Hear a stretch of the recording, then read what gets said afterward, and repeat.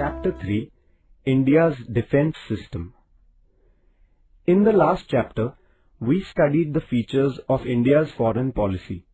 In this chapter, we shall study India's defence system. When there are conflicts between nations, the territorial integrity and sovereignty of these nations is threatened. Sometimes the conflicts between nations are not resolved peacefully. They may even lead to a war. Therefore, it becomes very important to protect the unity and sovereignty, even the very existence of one's country. For this purpose, every nation has to maintain well-equipped armed forces. The paramilitary forces also have to be kept ready to complement the armed forces. It is imperative that the machinery that takes care of the country's defense must be modern and up-to-date. These measures constitute the national defense. The protection of a country is the responsibility of its government, and it is the responsibility of the citizens to participate in it. If the defense system of a country is strong, it provides a conducive atmosphere for the development of the country. The nature of India's defense system. The Indian defense system includes the armed forces and other organizations related to defense. The Indian military consists of the Army, Navy and Air Force. The headquarters of each of these three forces are in New Delhi. The President of India is the head of the Indian Armed Forces. He or she is the Commander-in-Chief of all the three forces, namely the Army, the Navy and the Air Force. The Prime Minister decides the defense policy in consultation with the Cabinet. Since defense as a subject falls in the Union list, the Union government has the authority to take decisions regarding security issues.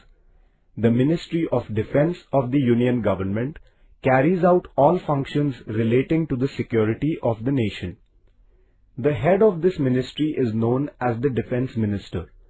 The Political Affairs Committee, Committee on National Security and the National Security Council are three bodies that help the government in taking decisions about defense. Army. The main function of the Army is to protect the land borders of India. The Army consists of the infantry, artillery, armored corps, etc. The Chief of Army Staff is known as the General. Navy. India has a coastline of about 7,517 kilometers. The responsibility of protecting these oceanic borders lies with Indian Navy.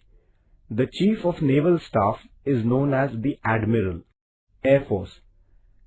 The Air Force has the responsibility of protecting India's airspace. The Chief of Air Staff is known as the Air Chief Marshal. The chiefs of the three forces are appointed by the President. Training institutes. In order to strengthen and reinforce India's defense system, officers and soldiers are given training. This training helps to increase their level of confidence and efficiency.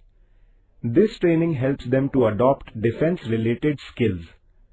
Training helps to nurture an attitude of commitment, patriotism and team spirit. Now, many opportunities are available for women too in the Indian Defence Services. There are several training institutes which train officers and soldiers. Some of the important training institutes are the National Defence Academy at Pune, Indian Military Academy at Dehradun and the National Defence College at Delhi. Paramilitary forces. The forces which help in maintaining internal security, protecting the coastline and assisting the army are known as paramilitary forces. These include the Border Security Force (BSF), Coast Guard, Central Reserve Police Force (CRPF), Rapid Action Force (RAF), etc. The responsibility of the security of important places like railway stations, oil fields and refineries, water reservoirs lies with the paramilitary forces. They also participate in the management of natural or man-made disasters. During peacetime, the paramilitary forces also have the responsibility of protecting the international borders. The Border Security Force has to create a feeling of security among citizens in the border areas, prevent smuggling, and patrol the borders. The Coast Guard has been set up to protect the Indian coasts. It carries out various tasks like providing security to the fishing activity within the Indian maritime borders, preventing smuggling on the sea routes, etc.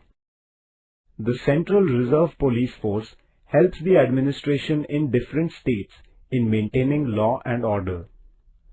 Whenever there is a threat to the nation due to bomb blasts, strikes, etc., the Rapid Action Force quickly moves in and brings normalcy to the lives of the people. The National Cadet Corps has been instituted to imbibe discipline and motivation for military training among the students in the country.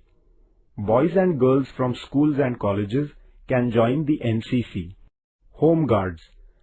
The Home Guards organization was raised in the pre-independence period. Citizens can join the Home Guards to assist in the defense of the nation. Any person in the age group of 18 to 50 years can join the Home Guards. The Home Guards have to execute several tasks. They join hands with the police in maintaining public security, providing essential services like supply of milk and water during riots or strikes, regulating traffic, helping people during natural calamities like earthquakes, floods, etc. Citizens and defense. Air raids and missile attacks during wars can devastate entire cities. Transport routes, bridges and dams are destroyed. As a result, civic life is disrupted. At such times, citizens should not panic. In fact, they should not let such situations affect their morale, because their morale and cooperation have a direct bearing on the might of the armed forces. Citizens can play a great role in national defense by supporting the forces. National security is our prime duty. Citizens can shoulder a great responsibility during emergencies if they have some training in civil defense and first aid. Citizens must have elementary information about what precautionary measures are needed during times of emergency. In such situations, malpractices like black marketing, hoarding and smuggling gain strength. There are instances of vandalism and thefts. Citizens must firmly stand up to them at such times. If they cooperate in this way, the security of the country can remain intact. The security of the nation is dependent on the courage and strength of the armed forces and the cooperation and support of the citizens. Citizens must always bear this in mind.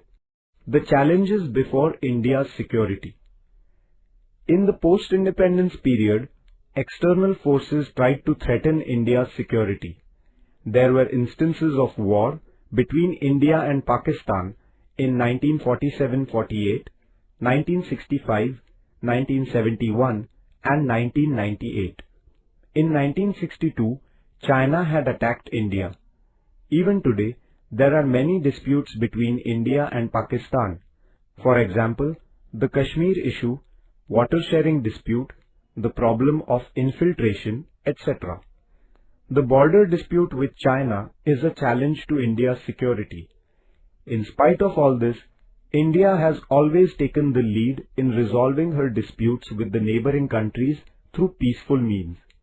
Today, the biggest challenge before India's security is terrorism, and our country has been trying to wipe out terrorism. India has been supporting the efforts at the international level to root out terrorism. There is linguistic, religious and regional diversity in India, but we have preserved our unity within this diversity. We must protect and nurture this unity. As a citizen, it is our duty to ensure that while protecting our religious and regional identity, there will be no threat to the unity and integrity of the country.